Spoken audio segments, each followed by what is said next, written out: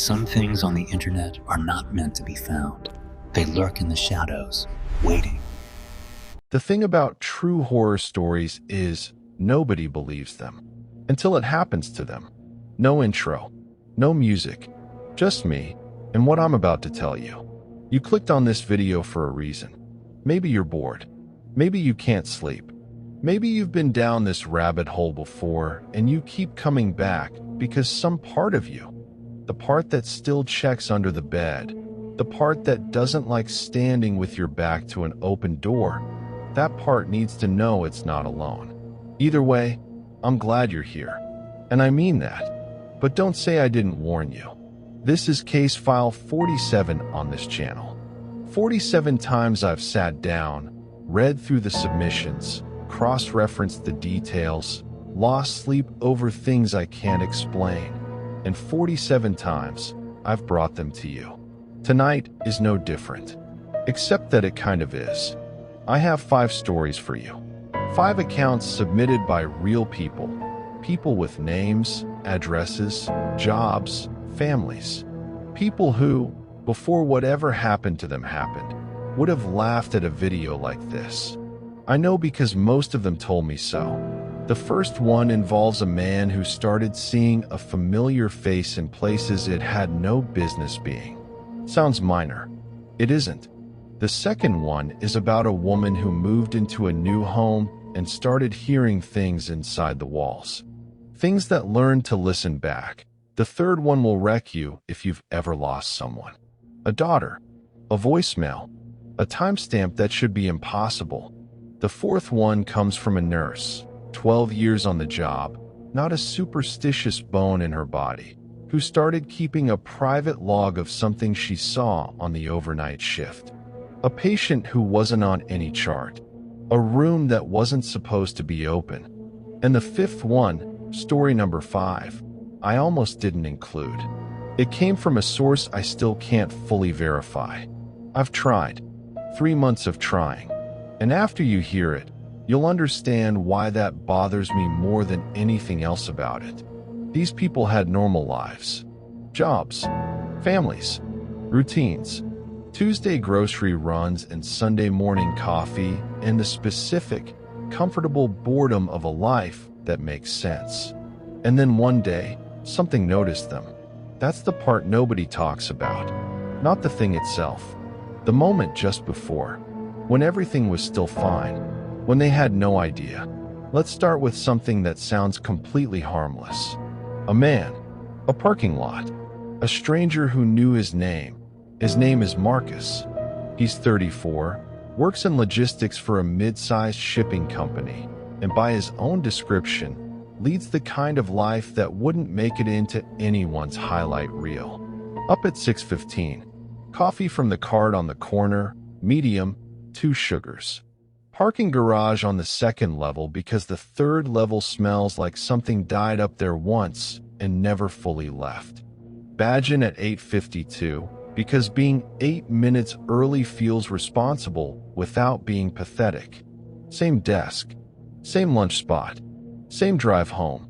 Marcus was, in every measurable way, a man with a life so structured and predictable that nothing unexpected had happened to him in years. That changed on a Tuesday. He was walking from the coffee cart to the parking garage entrance. That 30-second stretch of sidewalk he'd crossed 5 days a week for 3 years, when someone across the lot waved at him. Not a casual half wave. A full, warm, I see you wave. The kind you give a friend. Marcus waved back the way anyone does when they're not entirely sure who. Waving at them, a small, non-committal lift of the hand, a reflexive smile, and kept walking. He assumed it was someone from the 4th floor. He was bad with faces. He'd be bad with faces his whole life. Nothing about this registered as wrong. Day 2, same stretch of sidewalk. This time the man was at the lobby window of Marcus's building, standing just inside the glass, watching the street. When Marcus looked up, the man smiled. Wide, familiar, the smile of someone genuinely glad to see you. Marcus smiled back, pushed through the revolving door, and spent the elevator ride trying to place the face. New guy from procurement? Someone from the holiday party 2 years ago? He let it go by the time he reached his desk. People know people. It happens. Day 3 is where it stopped being nothing.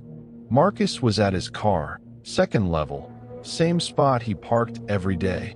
Keys in hand, bag over one shoulder, brain already halfway through his evening, when he heard footsteps behind him. He turned. The man was there. Close. Maybe 6 feet away. Same face. Same easy smile. And before Marcus could say a single word, the man said, and I'm quoting directly from what Marcus wrote to me, "Hey man, how've you been? Feel like I haven't seen you in forever." And Marcus said Marcus froze. Because this man spoke like they had history. Like they'd grabbed beers together. Like they'd complained about the same manager. Like they'd stood at adjacent urinals and made small talk about the game. The warmth in his voice was completely, utterly real. And Marcus had absolutely no idea who he was. Not a flicker. Not a single thread of recognition. He did what any reasonable adult does in that situation. He smiled, said, "Good, good. You know how it is," got in his car, and locked the door immediately. He watched in the rearview mirror as the man walked away, unhurried, hands in pockets, like everything was completely normal. Marcus sat in that parking garage for 4 minutes before he trusted himself to drive. He checked his phone on the way home. No missed calls from unknown numbers. Nothing strange. He told himself it was a case of mistaken identity. The guy had him confused with someone else. It was embarrassing, sure, but it happened. He almost believed it. Here's where it gets strange. Because Marcus had recently had a basic security camera installed at his front door. One of those doorbell cameras, nothing fancy. Just peace of mind. That night, feeling vaguely unsettled in a way he couldn't fully name, he scrolled back through the day's footage. The camera had recorded. The timestamps were normal. And what he found on that footage was somehow worse than seeing nothing at all. The man was on it, standing on the pavement across from his house.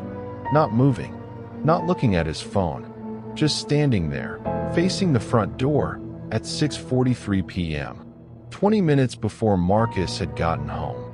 The footage quality was fine, clear enough to see his face, clear enough to see that same expression.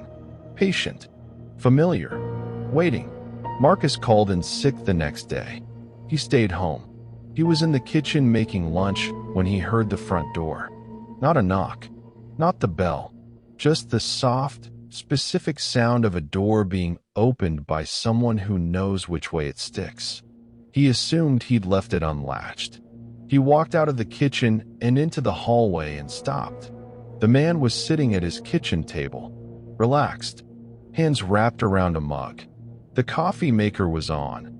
Marcus could smell it, could hear the last few gurgles of the cycle finishing. The man looked up at him with that same expression, that same warmth, and said, "I made coffee. Hope that's okay." Marcus doesn't remember leaving the house. He remembers being outside. He remembers his neighbor's face. He remembers the police arriving. They found no one. No signs of forced entry. No fingerprints on the mug. Not even Marcus's own, which should have been impossible given that it was his mug from his cabinet that he used every morning. The coffee was still warm when the officer touched it. The whole pot, still warm, like it had just finished. Marcus's front door lock showed no damage, no tampering, nothing. He moved out within the week. Stayed with his brother. Tried to move on. 2 months later, he sent me a follow-up message. Short, 3 sentences. He'd been visiting a friend in another city, 400 miles away, a place he'd never lived, never worked, had no connection to. And on the second day, walking to a restaurant, he'd seen the man across the street. Same face, same smile, same wave. "I don't think it's following me," he wrote. I think it was always there. I just started being able to see if her name is Delia.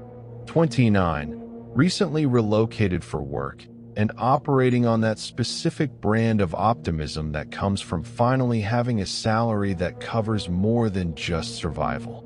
New city, fresh start, the kind of clean slate energy that makes you sign a lease on a place you've only seen in photos because the rent is low and the commute is short and you're tired of being careful. The rent was very low. That should have been the first thing. The house was old, Victorian-era bones, the landlord said, like that was a selling point. The wallpaper in the hallway was a dark floral print, the kind that made the corridor feel narrower than it was. Delia noticed, on her first walkthrough, that sections of it looked newer than others. Same pattern, but the colors slightly less faded, the seams slightly too clean, like portions had been replaced. Recently, she didn't ask why. The landlord showed her each room, without quite meeting her eyes, answered every question with the economy of a man who wanted the viewing to be over, and handed her the keys with a handshake that ended before she was ready for it to. The neighbor 2 doors down watched her carry boxes in from the moving van, eventually came over, introduced herself, asked the usual questions, and then glanced at the house with an expression Delia couldn't quite read. "Oh," she said, "you're in that one." Delia asked what she meant. The neighbor smiled in a way that didn't reach anything and said she hoped Delia would be very happy there. Then she went inside and didn't come back out. The scratching started in the first week. Behind the wall in the bedroom, that specific, industrious scratching that every person in every old building has heard and immediately filed under rodents. Delia filed it there too, called maintenance. A man came, inspected the wall cavity through a small access panel in the hallway, found nothing. No droppings, no nesting material, no evidence of anything living. He patched the panel back, told her to call again if it persisted, and left with the air of someone who had somewhere better to be. On the 15th night, she knocked on the wall. 3 times.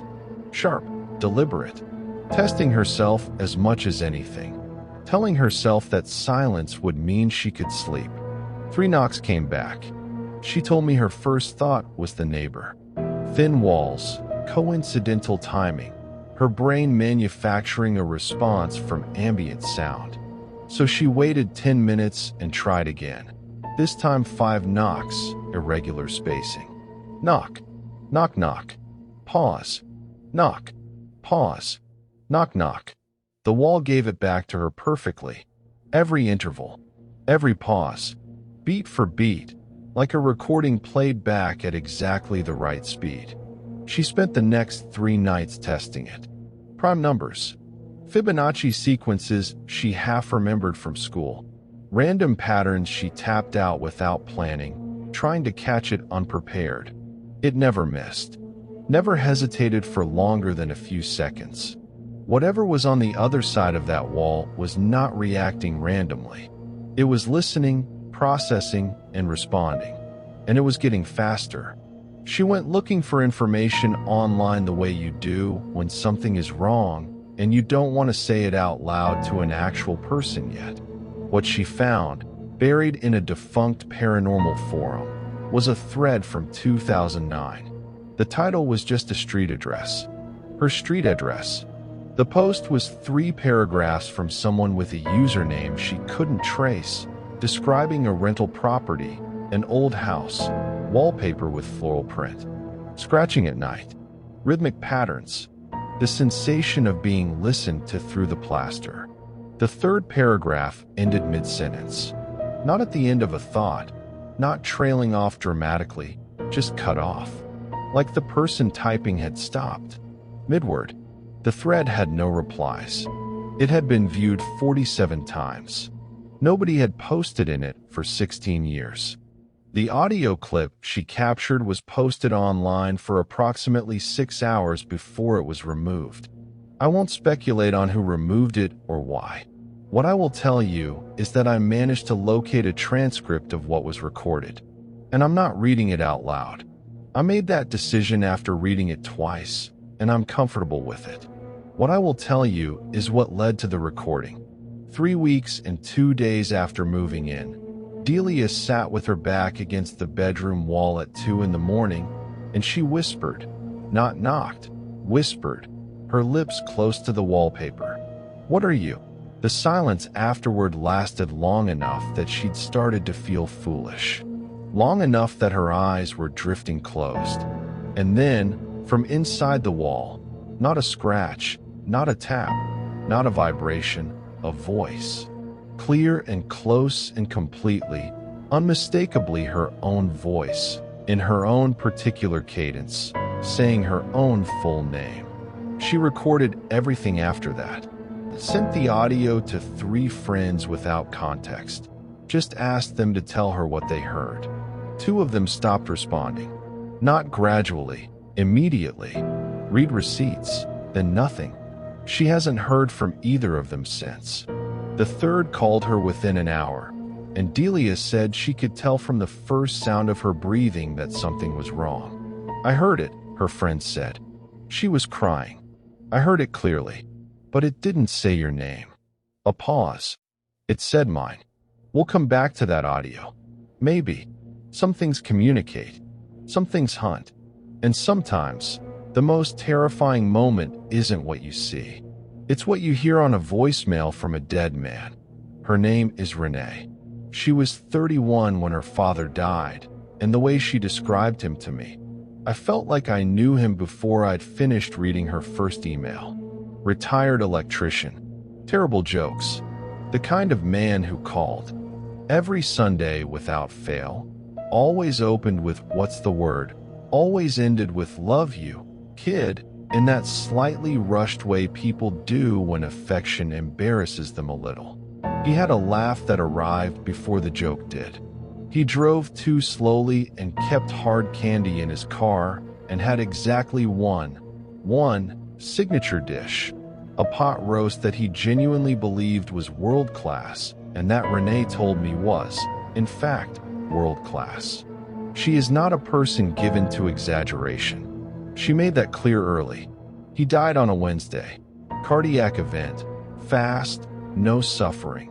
The kind of death that the doctors mean to be comforting about and aren't. Renee flew home, handled the arrangements, stood at the front of a room full of people who loved her father and felt, she said, like she was watching it all through glass. That specific grief dissociation that the body uses to get you through the parts you can't afford to fall apart in. She held it together. She went home. She did not hold it together. 3 days after the funeral, she almost deleted the voicemail without listening to it.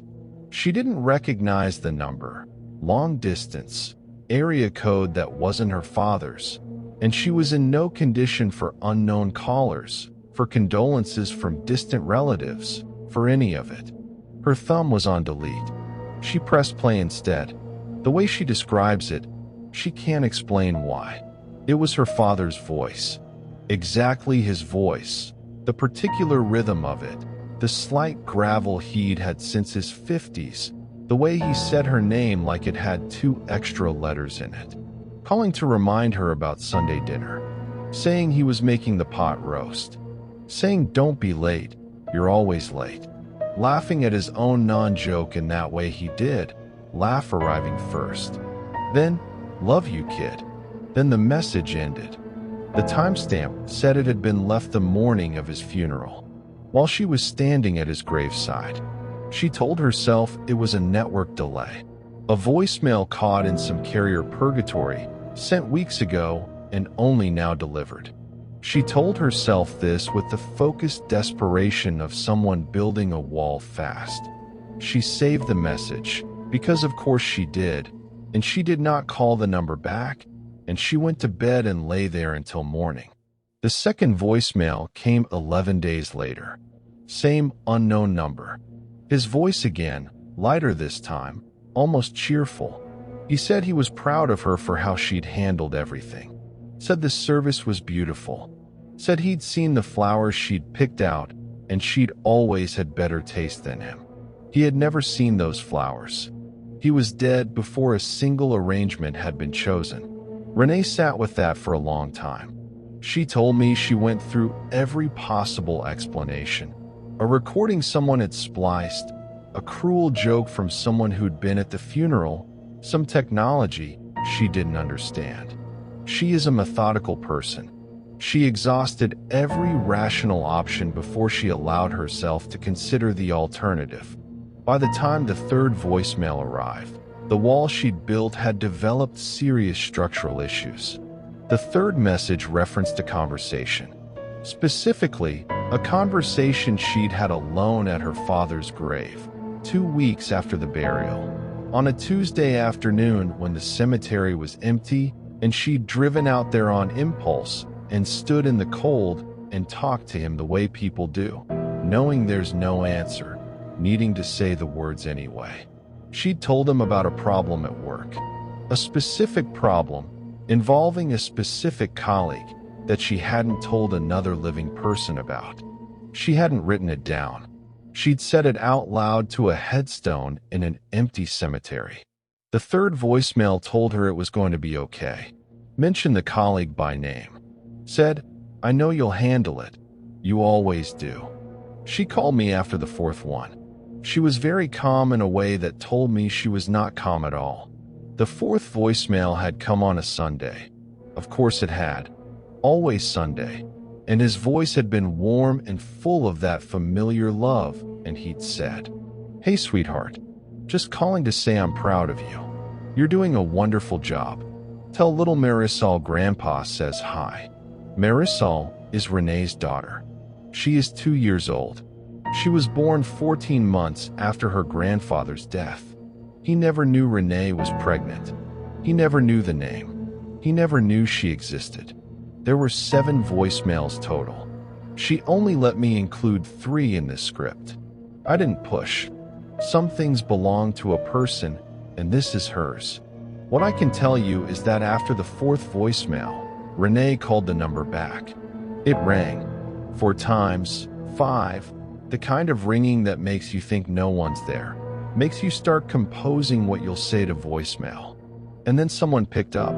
No greeting, just the particular quality of silence that means someone is on the other end, listening, present. She said, "Dad?" And the silence held for 3 more seconds, and then his voice came through, quieter than in the messages, further away somehow, like he was in a large, empty room. "You weren't supposed to call back." The line went dead. Not dropped, dead. The specific silence of a call that has been ended deliberately. She called again immediately. The number rang once and disconnected. She tried a 3rd time and got a carrier message. Number not in service. She had her phone carrier investigate the number the following morning. It didn't exist in any database. It had never been assigned. She still has the voicemails. All 7 of them.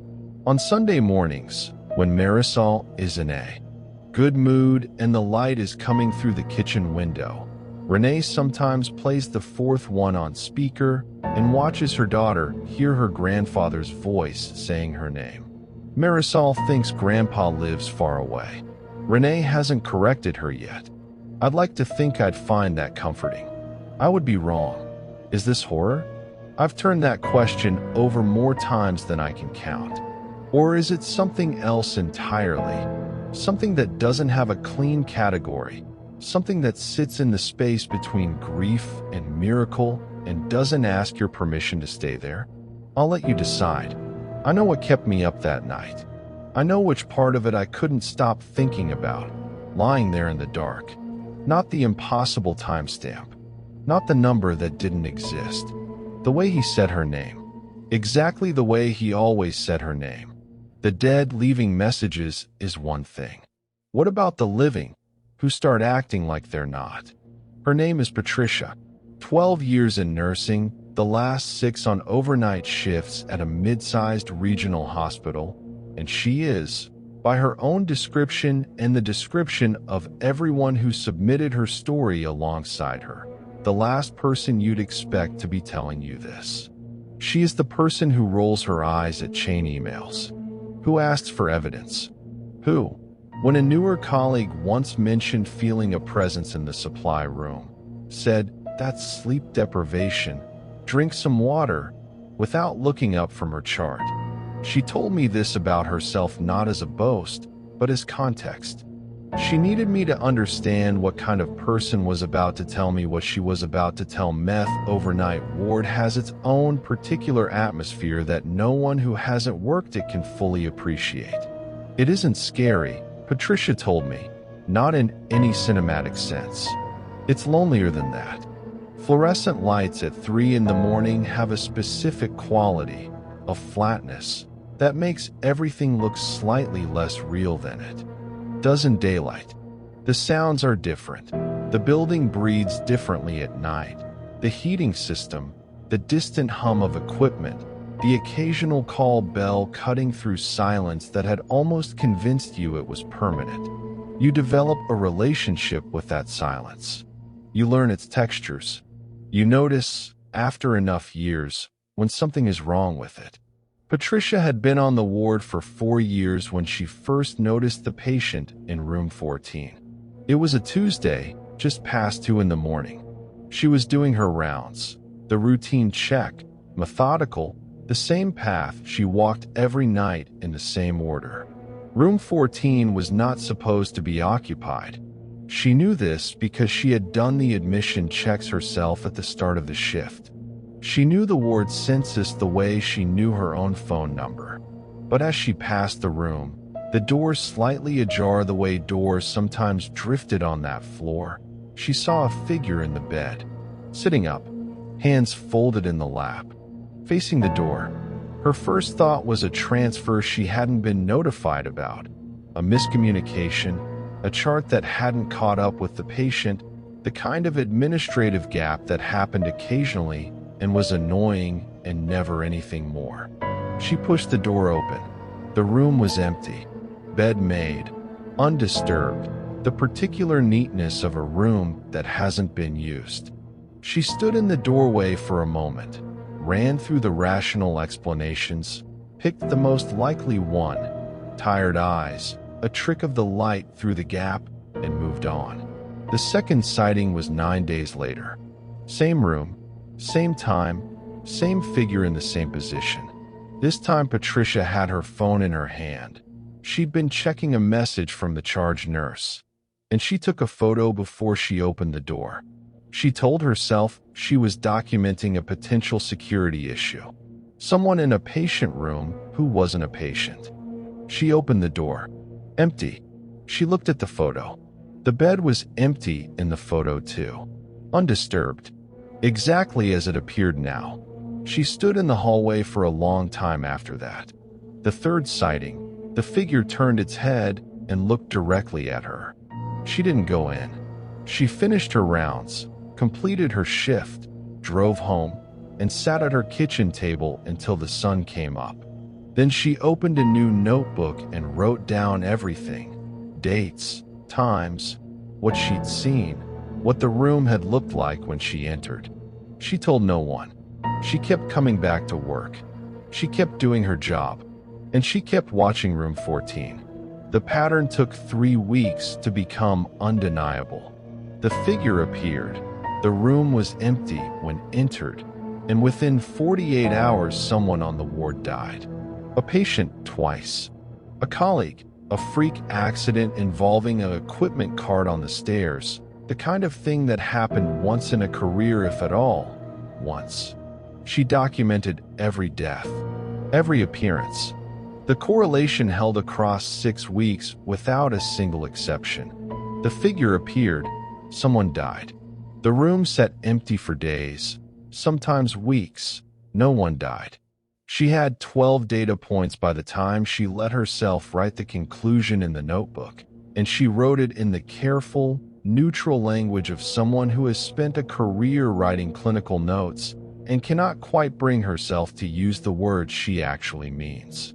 She found out about Room 14's history almost by accident.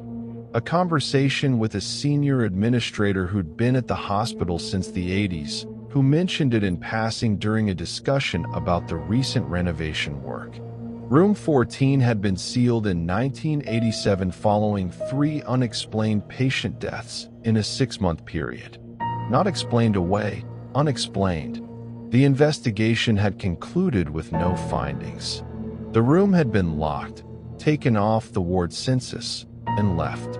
When the hospital underwent renovation in 2019, it had been reopened as part of a general expansion of the ward's capacity. The administrator assumed someone had briefed the floor staff. No one had. Patricia was the first person she'd told. She sent me the log. I've read it 3 times now, and there are entries I can't explain.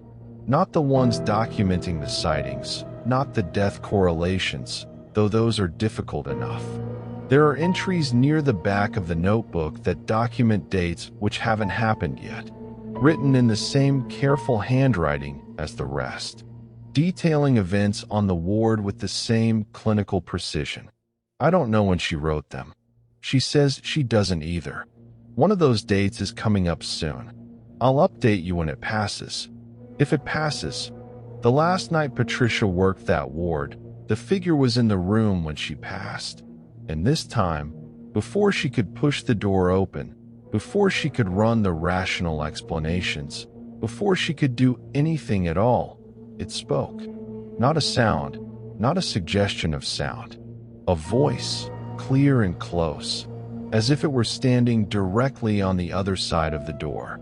It said her name, her full name, the name on her badge, yes, but also her middle name, which appeared on no badge, no chart, no hospital record.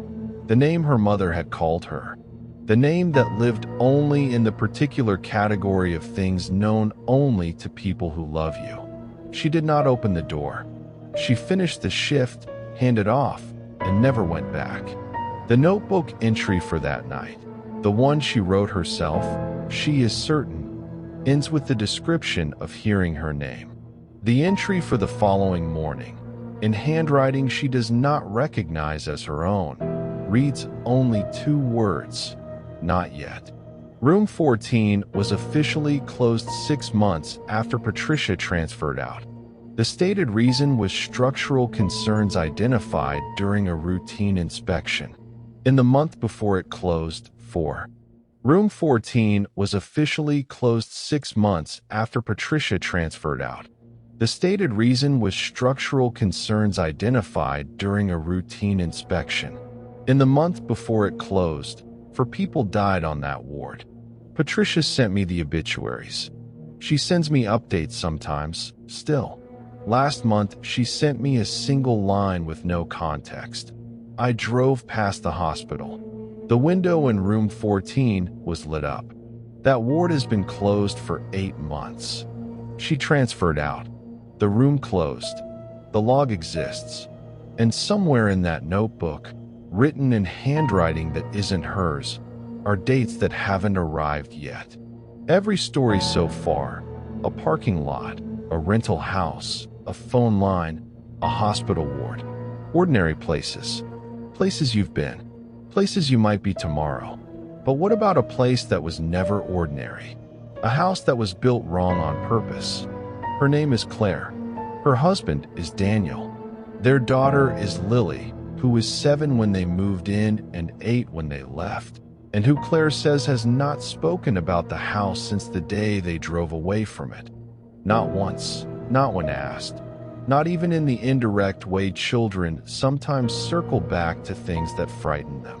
She simply closed a door inside herself and has not opened it. Claire respects this. Claire understands it in a way she didn't used to. The house was beautiful. I want to be precise about that because it matters, because this story only works, only lands the way it does, if you understand that there was nothing outwardly wrong with it. It was a late Victorian property on a quiet road in a small town, the kind of house that gets described as full of character and actually means it.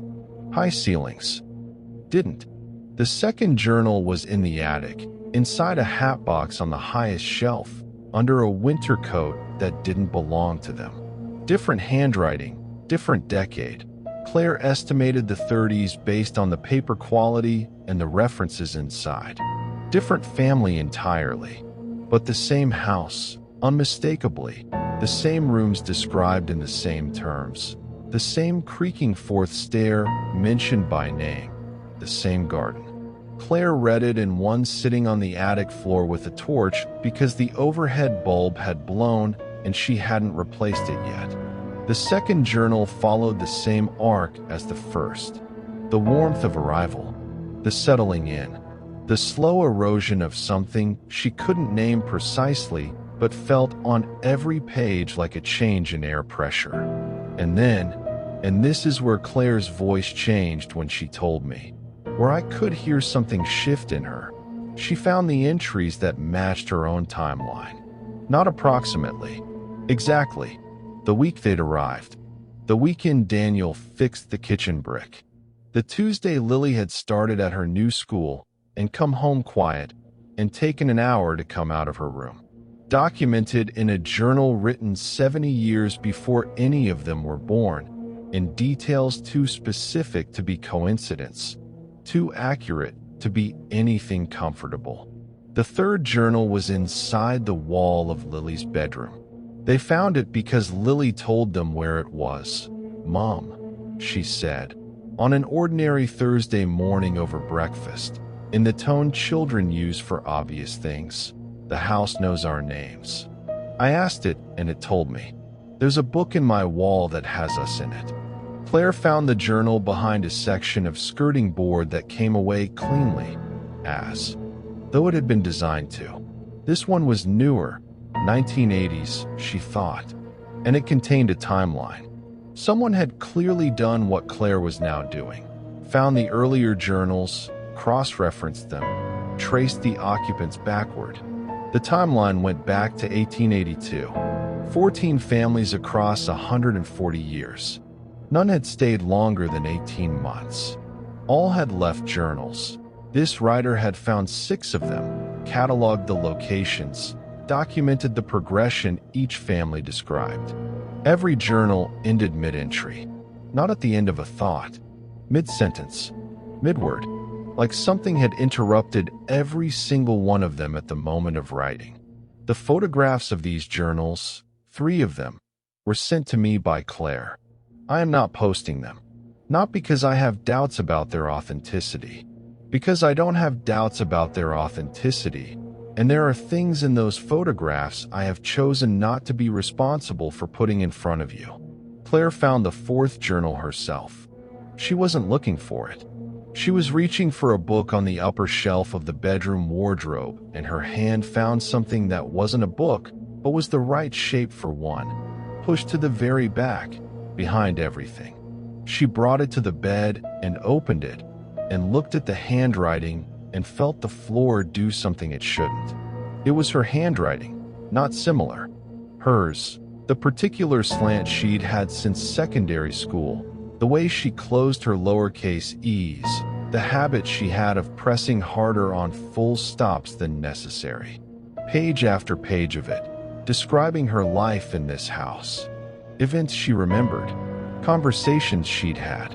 The journal caught up to the present within 20 pages and then kept going. Into the following week, days she hadn't lived yet, described with the same casual domestic detail as the days she had. "I've been through everything you sent. I've also been doing independent archival research on the property. I found another journal, Mrs. Claire, one that wasn't among those you provided. It predates all of them. It was written in 1887. Your name is in it." Claire forwarded me that email without comment. She didn't need to add one. "Think about the house you're in right now. Right now, wherever you're sitting, wherever you're watching this. Do you know who lived there before you? Do you know why they left? Do you know what they left behind? Not in boxes, not in forgotten furniture, but in the walls, in the floors, in the specific quality of silence at 3 in the morning when the house is doing whatever houses do when they think no one is paying attention. 5 stories. 5 people who had no reason to lie. And 5 nights I personally could not sleep after reading them. 5 stories. One thing in common, nobody saw it coming. Nobody ever does. Remember that audio transcript from story 2? The one I said I wouldn't read out loud? I lied. Sort of. I've put it in the pinned comment. The full transcript, exactly as I received it. Read it at your own risk. Don't say I didn't warn you. Again, if any of this happened to you, something like it, something adjacent to it, something you've never told anyone because you knew how it would sound, drop it below. I read every single submission. Every one. Some of them end up here. You already know which channel to trust with it. For those of you who've been here since case file 1, you'll notice something about story 4. About the log. About the dates. Yeah, I noticed it too. We'll talk about it soon. Next week, I have something I've been sitting on for 3 months. 4 unrelated submissions. Different cities. Different decades. One name appearing in all of them. Same spelling, same context, no explanation. I don't know what it means yet. When I do, you'll be the first to know. Stay safe out there. Lock your doors. An X.